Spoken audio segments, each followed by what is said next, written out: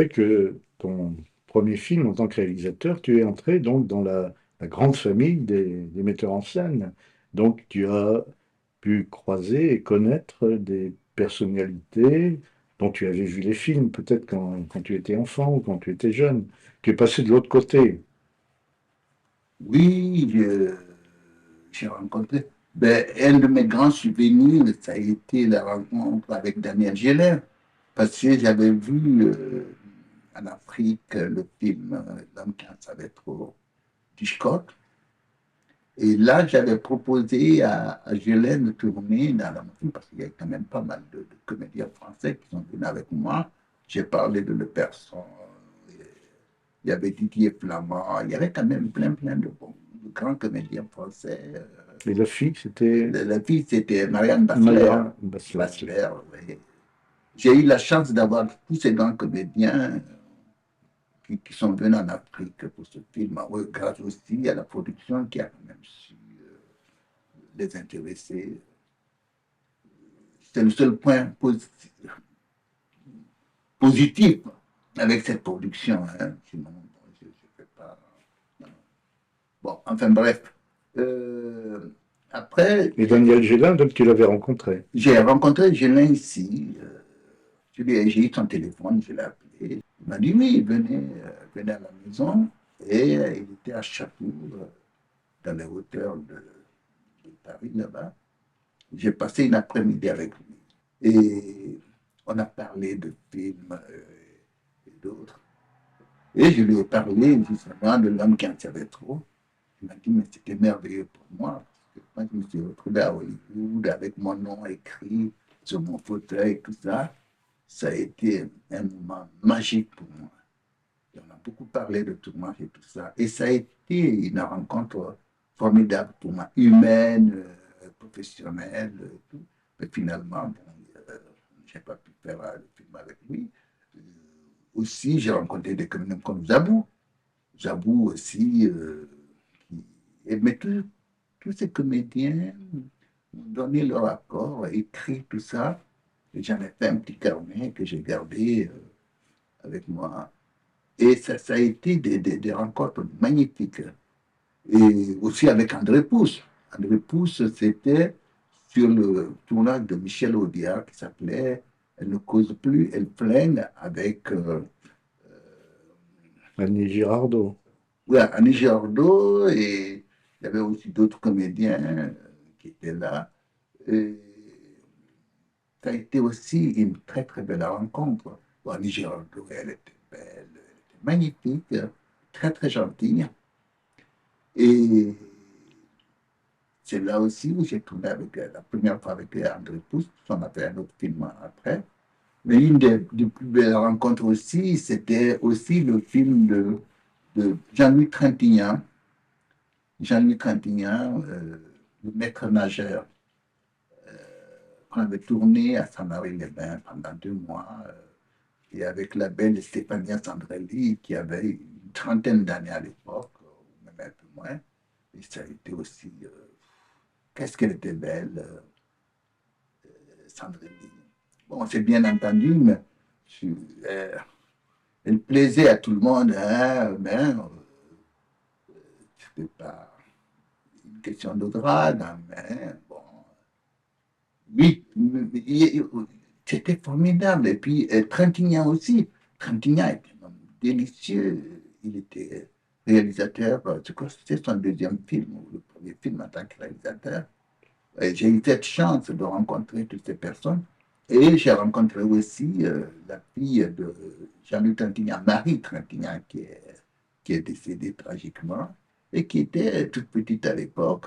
Et je me souviens, un jour au Festival d'Amiens, Marie Trintignant était venue pour présenter le film de son compagnon d'alors. Euh, les gens venaient faire des photos, tout ça. Je suis venu, j'ai dit bonjour Marie, bonjour monsieur, très gentil. J'ai dit, je suis le comédien qui était sur le film de ton père, Le Maître Nageur. Ouais, le cinéma aussi nous amène à des rencontres comme ça. Et surtout, bon, des gens que j'ai vus au cinéma quand j'étais en Afrique et que je les ai retrouvés ici en vrai, tels que Belmondo, Delon aussi. Et ça a été vraiment. Oui, le cinéma m'a amené à ça. Même si je ne suis pas hyper riche par le cinéma, mais je suis tellement riche de rencontres, de choses humaines. Et ça aussi, c'est une richesse que m'a apporté le cinéma et continue à m'apporter. Je vais te demander quels ont été les rapports avec tes compatriotes cinéastes africains. Ben, très bien, parce que j'ai beaucoup parlé de ma carrière en France. J'ai tourné aussi en tant que comédien dans des films africains. J'ai tourné avec des gens comme Idrissa Ouedraogo, dans Le Cri du cœur. J'ai tourné dans pas mal de films africains aussi, en tant qu'acteur. Et aussi, bon, je suis allé au FESPACO plusieurs fois, j'ai été membre du jury au FESPACO, et je fais partie de la Fédération panafricaine du football africain. Alors, ce qui fait que j'ai eu quand même pas mal de bons rapports et que j'ai toujours avec des cinéastes africains. Pas mal d'entre nous sont partis, hélas, d'autres sont là encore. Euh, je crois que je fais aussi un peu référence pour les jeunes réalisateurs maintenant, qui continuent ou qui commencent. Parce que moi, quand j'ai commencé, c'était encore Ousmane Sembène. Sembène que j'ai connu, qui m'a vraiment beaucoup, beaucoup apprécié. Jusqu'à sa mort, on est resté quand même très proches. Chaque fois qu'on se voyait, mes rapports avec les cinéastes africains ont toujours été de très, très bons rapports. Et beaucoup d'entre eux avaient été formés à Moscou. Ah oui, tels que les Sembène, Idrissa, Idrissa, oui, ont été formés à Moscou, mais parce que c'était le début des indépendances. Hein, les Africains obtenaient plus facilement des bourses pour former leurs cinéastes à Moscou qu'en Occident. et tu n'es pas allé à Moscou? Non, non, non, non, non. Mais moi, tel que je suis venu en France, moi, je suis venu par le chemin de Bakou. Hein, moi, je suis venu sur l'eau, je suis venu clandestin, donc un clandestin ne peut pas aller à Moscou. Alors, c'était beaucoup plus facile de venir en France. Et puis, j'avoue que ça ne me disait pas grand-chose d'aller apprendre le métier à Moscou. C'était certes de très bons réalisateurs, mais philosophiquement, je ne me sentais pas proche de cette philosophie communiste.